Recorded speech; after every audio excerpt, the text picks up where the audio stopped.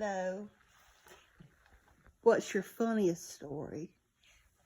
What's your funniest story or funniest memory of working in the hospital? What kind of mischief did you get into? Oh, well, my funniest story of it was at the when I was in rural health, was that I was giving this talk at the church, and we had food and everything, and I was talking about RSVP and what all we did to help seniors and what we had available and all this. Well, I had this homeless boy that came in and just came right on up to where I was talking, and we had a bunch of people there, but I finally just said, okay. And I walked out with him. He said, I hated to bother you, but my feet are killing me, and I need to go to the doctor. Well, okay. He could depend on you. So I said, okay, if you just let me finish, then I'll go and see if I can get a doctor to see you. Because, see, they don't have any money. They can't pay a doctor. But we have doctors in this town that would see somebody like that, and but he did. But I just laughed about it because, everybody thought it was something real serious. It wasn't. He just needed his feet seen about,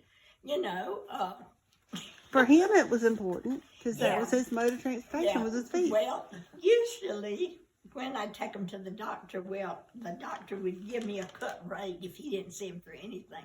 So I paid the bill. Well, the poor girls in the front office, they felt sorry for me. So they started buying socks, underwear, and tennis shoes every once in a while to help me out. I didn't really make money with that job because the salary I drew, I guess I didn't need it anyway. You don't really, you'd be surprised at what you don't need. So it sounds like it gave you a lot of joy. Yeah, I love that job better than any job I've ever done. And even though we didn't deal with people that always smelled good or always had on clean clothes, but some of the little kids that came in just broke my heart. So, you will go above and beyond to do for people that really need help, So does anybody have any questions? I might can answer them or I might not. On the for your Dove program, Yes. did they have uniforms? Oh, yes. Everybody had a uniform. So what did they wear? Did they have hats or No, they wore smocks? a little pink smock, Right. and we had some men that worked in our Dove program, and they had a little more, a different kind of a shirt that they wore. We had some men that really did us a good job because they could do things that the ladies couldn't do.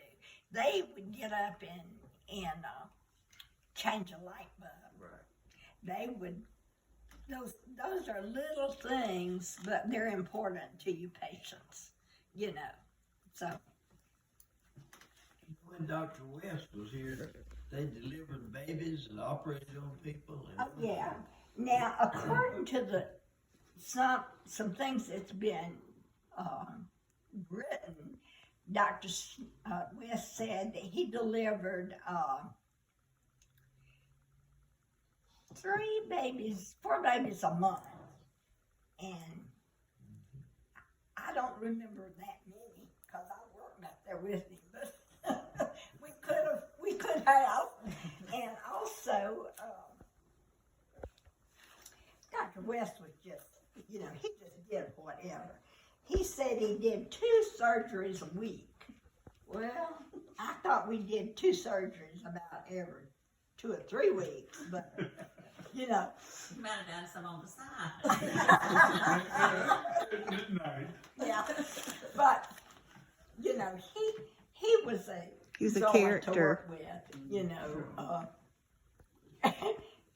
One of the ladies that worked with us in surgery, he was doing a tonsillectomy, and you know they're very, nobody but an ENT ought to do them because they are really, you know, you can get a bleeder down there and you can't see and everything.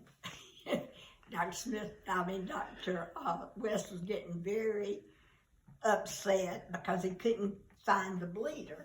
So he finally got it. One of us got it with the instrument, you know, to stop the bleeding. And before then, right before we got it, though, he was so frustrated. He threw this instrument, and this other lady that worked with me, she said, "Just go ahead and hit me. I need a vacation in Haiti."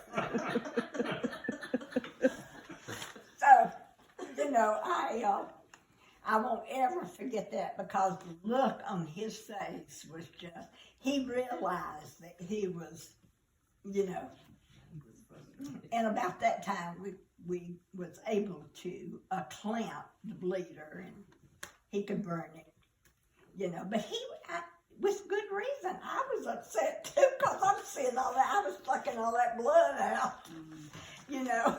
So he wasn't afraid to do anything on the surgery? No, he was not. Yeah, he was not afraid of anything like that, you know. And a tonsillectomy, lots of GPs back then would do those things, but now they wouldn't do that for nothing, you know. But and he was really good. He loved his patients.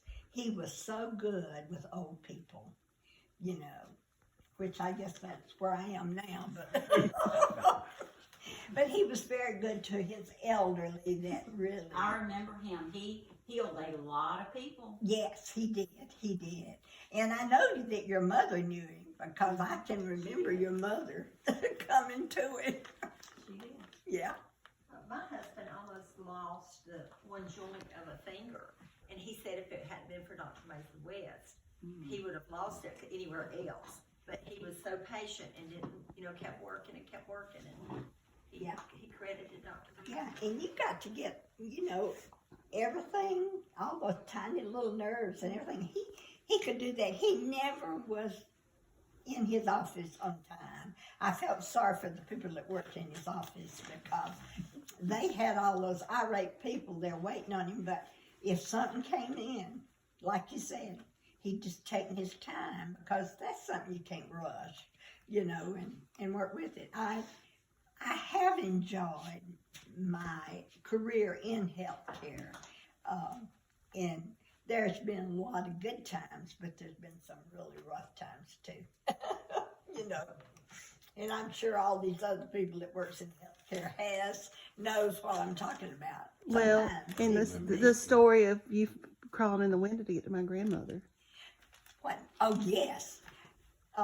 We had a doctor named McGrew that worked here. He had lived in Century, and they had about a dozen kids. But he worked over here, and I worked in his office. We got a call, and we went, we also went, he made house calls, and somebody had to go with him.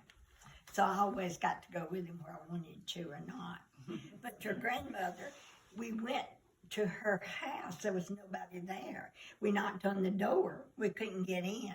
So he raised the window up, and we crawled through the window in, and she was taking a bath and had a stroke. Very scary. Yeah. And I don't know who called us, or I don't know if she was just on his list to visit that morning, you know. But Because we had heard maybe she fell against the door and you couldn't get in, but she was in the tub. Okay. yeah, well, she was not in the tub. She had a pan of water. Okay. Yeah. And she was bathing. Gotcha. And I think maybe Mr. Hayes. Yeah. called you because he came. yeah, Miss Hayes. Yeah, Grandma Hayes. Yeah. Yeah, she was a sweet, sweet lady too. And But we crawled in the winter, and he taken care of her. Also, during that time, we made calls to Mr. Lindsay, who had a stroke that was out here. You know, you'd always have to go see him. And, you know, this was part of what he did. He made house calls, which doctors don't really do that anymore. But Except for Dr. Smith. yeah, And end of he life will. stuff. Mhm. Once in a while.